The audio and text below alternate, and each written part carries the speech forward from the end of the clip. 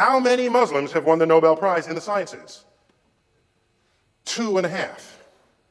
I lose sleep every night wondering how many secrets of the universe lay undiscovered because 1/6 of the population of the world is not a participant on the exploration frontier. You say, well, how does this happen? How do you get a culture where stars in the night sky are named by them? What was going on? How did that happen? And you have to go back 1,000 years, and you get to Islam in what's the golden period of Islam. In that period, algebra was invented. Algorithm is an Arabic word. All these words, they begin with AL. 10 to 1, it's an Arabic word. Our numerals are Arabic numerals. Did you pause and reflect on why we call them Arabic numerals? We just call them that, right? But somebody did good stuff with these numerals. It was in Baghdad 1,000 years ago where they invented algebra. And there was advances in mathematics, agriculture, engineering, all of these fields. All at a time when Europe was disemboweling heretics. So something changed. 12th century, this gentleman came around, Al-Ghazali, a Muslim scholar, learned. At this point, Islam is maybe just a few hundred years old. People are reading the Quran and interpreting it however they sort of want to and feel like it. There's not a coherence to the practice of Islam until he comes around and codifies the behavior of a good Muslim. In much the same way St. Augustine, in his book Cities of God, codified what it is to be a good Christian. How do you burn the witches? There's a recipe for that. They got to be upside down so the blood does, It's a whole itinerary for how to be a good Muslim. And in his writings contain the assertion that the manipulation of numbers is the work of the devil. 2, actions that you see in nature are the will of Allah.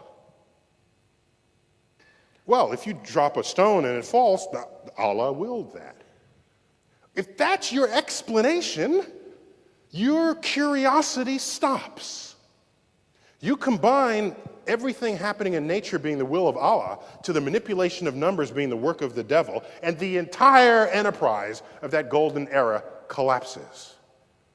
Now, historians, when they look at that era, they say, well, the Mongols came and so historians think of the world in terms of wars and kings. They think less about it philosophically, about intellectual movements or the absence thereof. Islam rose again after this period, didn't have science associated with it. No new inventions in math. You look at the period of Islam in Spain, the period where the great Alhambra was built. There is no attendant science going on there. It's done, it's gone, and it is a cost that exists to this day. There is 1.3 billion Muslims in the world today who are not participants on the frontier of scientific discovery. And using that time to do other things. What's the best measure of this? Just check out the Nobel Prizes. I tallied them, okay? How many Jews have won the Nobel Prize? In the sciences, here they go. 25% of all Nobel Prizes in the sciences are won by Jews. How many Jews in the world? About 15 million, tops? 15 million? How many Muslims in the world? 1.3 billion, which is huger, way huger than 15 million. How many Muslims have won the Nobel Prize in the sciences? 2.5. That is shocking. Wow. 2. I can't bring myself to call economics a science. I'm sorry. I just can't. I've tried. I've really tried. I'm sorry. That's how many.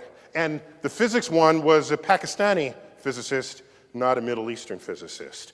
So, Jews have 50 times the number of Nobel Prizes. They're 1/80th of the population of the Muslims. It's 4,000 times the impact. I lose sleep every night wondering how many secrets of the universe lay undiscovered because 1/5, what, no, 1/7, what's the population? 1/6 of the population of the world is not a participant on the exploration frontier. What thoughts have gone undreamt of?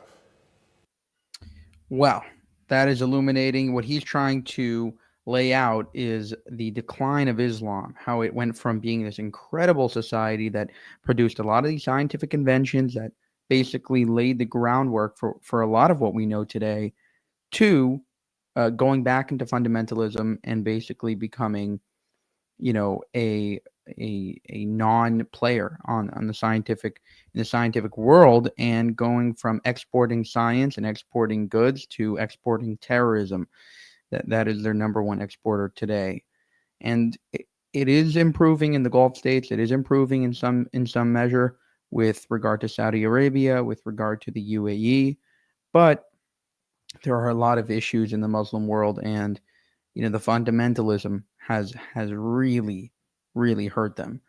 For more, subscribe to the channel. If you want to help us make more of these videos, you can go to buymeacoffee.com/JewishUncensored. And if you want to check us out and get more content, you can go to and if you want to get more of our exclusive content, and if you want to get some exclusive content on this channel, you can go to our channel memberships page and join there. Thank you for watching, and have a good one.